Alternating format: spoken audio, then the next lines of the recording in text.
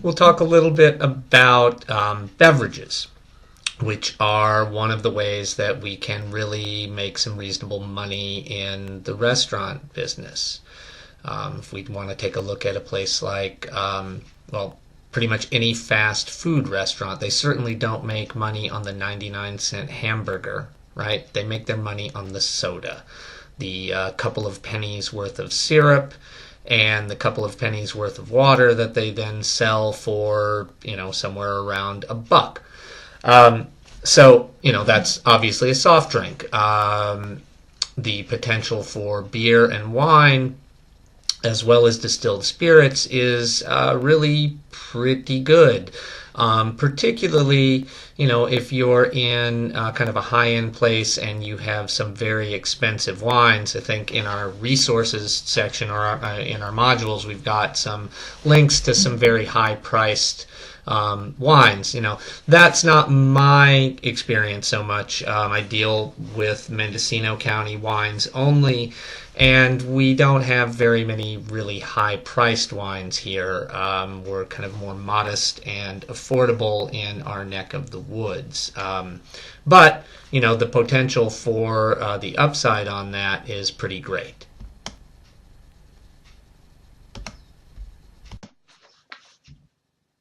One of the things we need to think about in terms of alcoholic beverages is that generally they are sold in metric units, and typically we sell them in imperial units. And by imperial, I mean ounces, etc.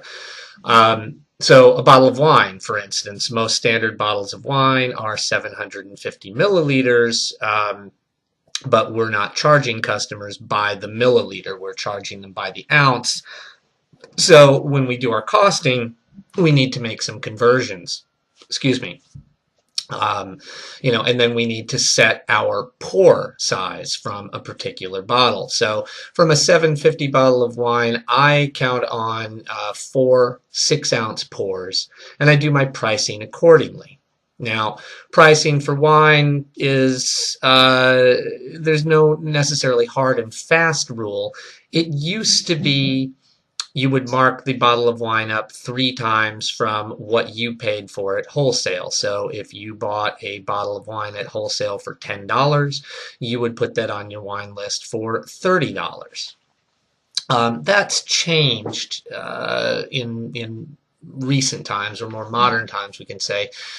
And it's also a little bit different when we are in wine country, like we are here in Mendocino and Lake counties. And so, if you go to the grocery store, we'll see wines from the region at relatively reasonable prices, and certainly much less than 3 times the markup. And so, if we had a bottle of wine from Bruticau, say, and we were selling that for $30, but somebody could go to the local grocery store and see it on sale for $20, it's going to be a lot harder sell for us, and a lot harder to justify that. So, it's often now people are heading more towards 2 times the price, or maybe 2.5.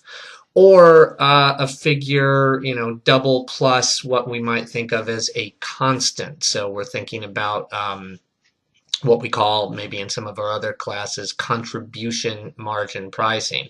How much we need to get out of each bottle of wine to account for the labor of opening it, the storage space for keeping it, the labor for washing the glasses, that kind of thing. And that might vary. And we also might want to have a different strategy for our higher end wines. Maybe for the lower end, we do approach something like 3 times the price. And for the higher end, maybe we just we go lower and lower on that, so that we don't have a big disparity in between the lowest price wines and the highest price wines. Another thing that we should think about in terms of our pricing in our beverages is the concept of anchoring. And what I mean by that is that once you set a price for one thing, that becomes an anchor for other prices around. So if we take a look at let's say beer, right? If we were selling beer, and let's think about a retail store. Let's say that we had beer that was selling for $5 a six pack, and beer that was selling for $8 a six pack. Well, people comparing prices are going to look through there. That $5 becomes an anchor for them. The $8 seems significantly more expensive, and we might not sell quite as many of those.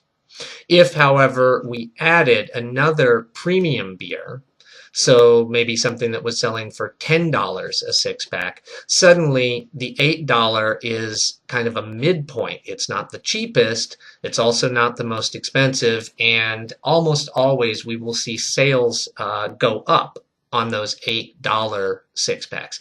Same thing with our wine lists or our beer lists. If we've got bottles of wine on there that are maybe $15, and then we try to sell one for $30, we might have a hard time.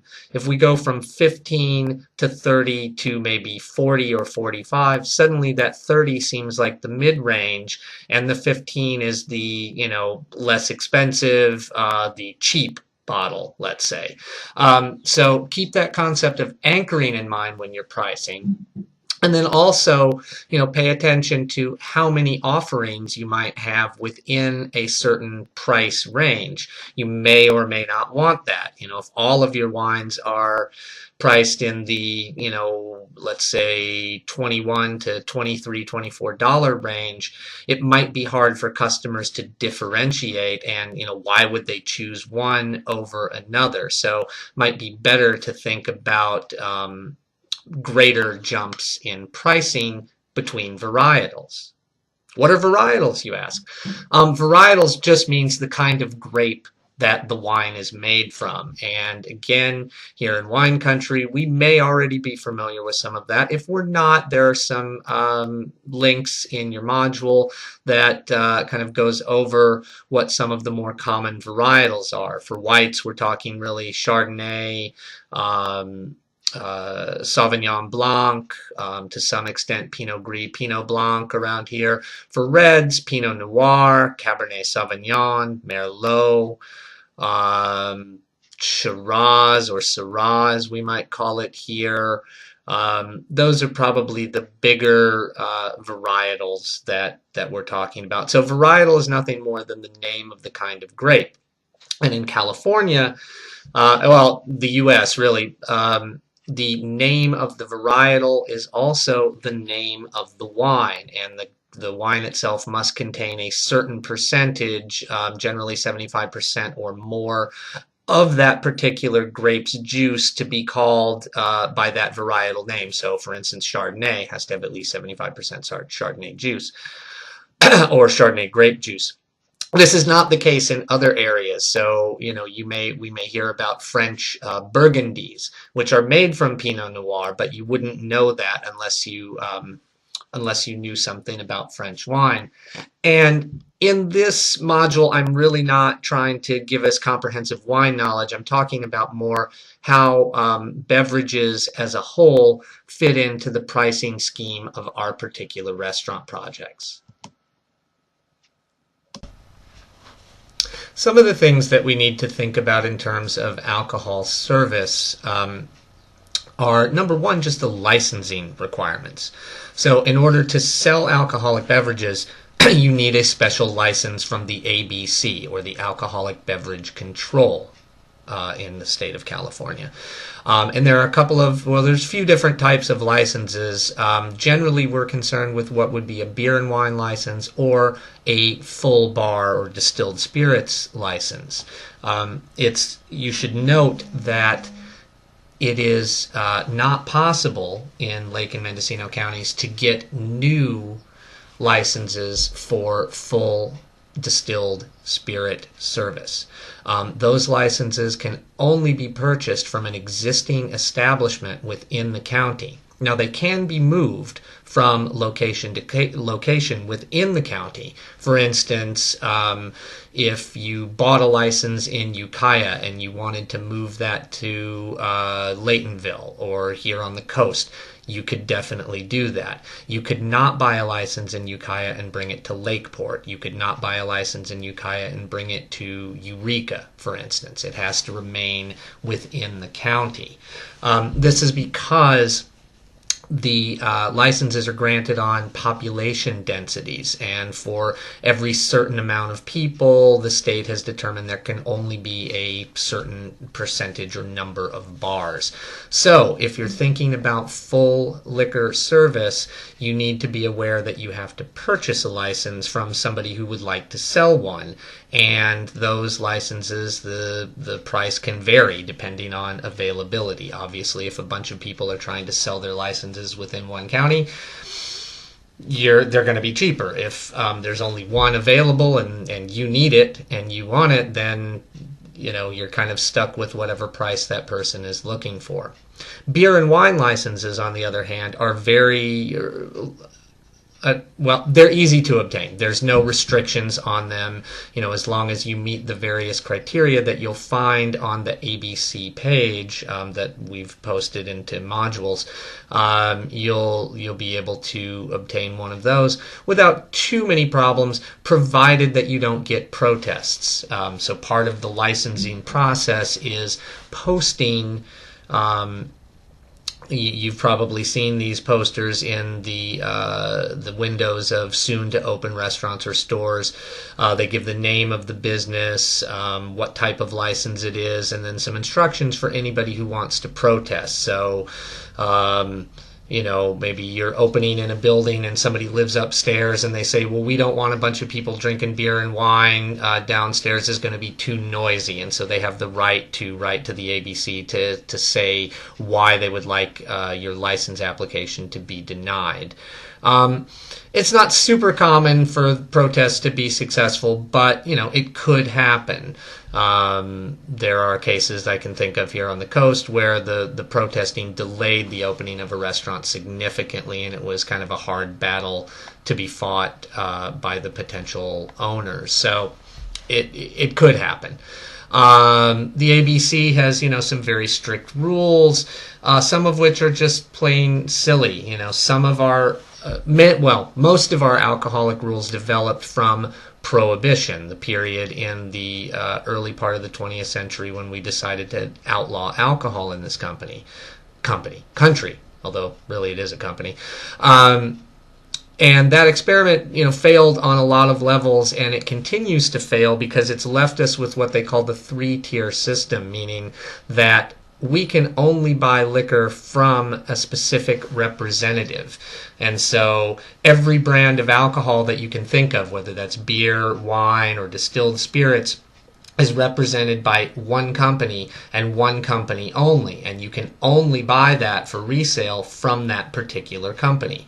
So, for instance, if I wanted to buy Grey Goose vodka, I have to buy that from Young's Market Company. I can't go to the store and buy it. I can't go to another dealer and buy it. And so that eliminates competitive pricing. It eliminates competitive service. It's kind of a clunky system, but it's the system that we have. So just be aware that that's in place, and you would have to go through designated representatives. Another thing that Prohibition created in this country was organized crime. As soon as alcohol became illegal, bootleggers realized people would do anything to get it.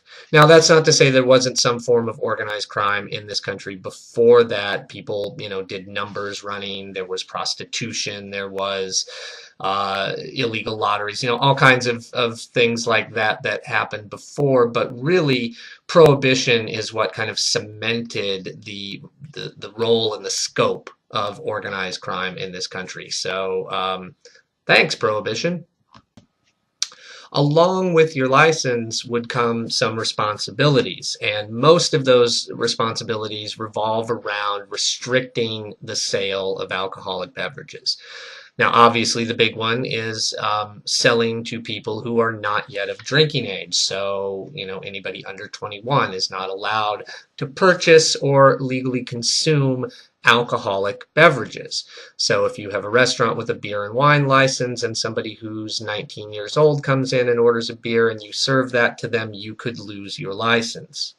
Now, the ABC does send people around to check on licensees to see if they are abiding by the rules, although the ABC claims, and I believe them, that they only will send those representatives if they've had complaints about a particular establishment.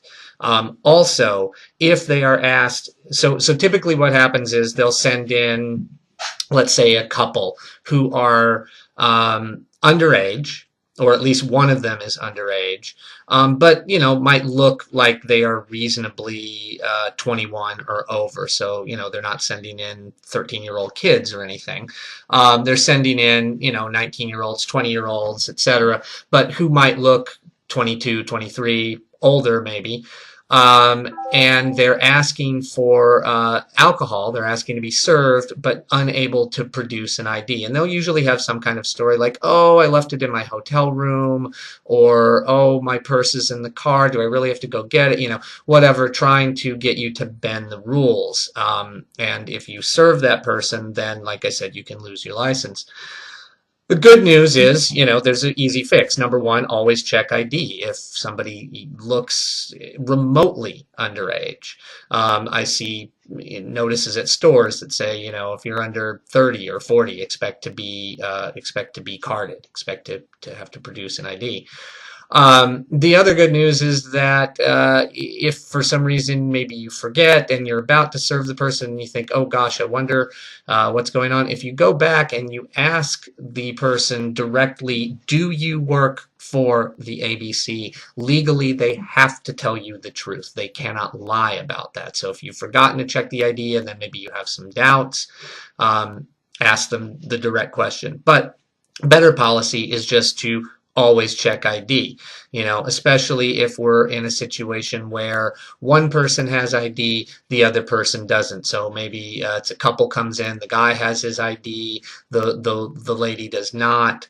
You have to turn her down, unless she's obviously 70 years old or something like that. So, just be on the safe side and check those IDs. The other things that you're responsible for are how intoxicated somebody is when they leave your establishment. So if you serve somebody who is knowingly intoxicated or visibly intoxicated, you may be liable for anything that happens after they leave. If they get in their car and they kill somebody, for instance, or kill themselves, you could be held liable. So not just you as a licensee, but also you as an individual. So if you are working for somebody else and you're a server and you serve somebody alcohol to the point that they are visibly intoxicated, you can be held liable and fined a great deal for doing that. Similarly, if somebody comes in and they're already intoxicated, we cannot legally serve them any more alcohol.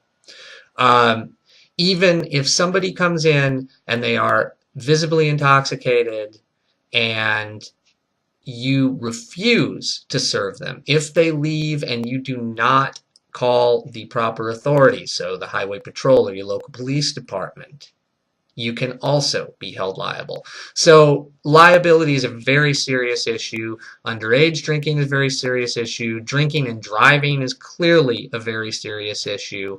The ABC and the state takes it quite seriously, and so do any restaurant and bar operators. So, think about that the next time somebody is asking you for ID or somebody is refusing to serve you. In any situation, there are serious consequences for everybody involved if they break those rules. So again, I'm not going to go through things about tasting any of these beverages or how to evaluate that kind of sensory experience that happens in an entirely different class. What I'm concerned about with this module is like I said, the pricing, how this fits into our overall menu scheme and structure, and what we need in terms of setting that up. So clearly our space requirements for a full bar are very different than for beer and wine service. Beer and wine service, we may need only a refrigerator and some shelves to hold the wine, and a place for glassware. There's not necessarily a lot of other equipment or things involved with that, and maybe not any other specifically dedicated person to pour the beer and wine, right?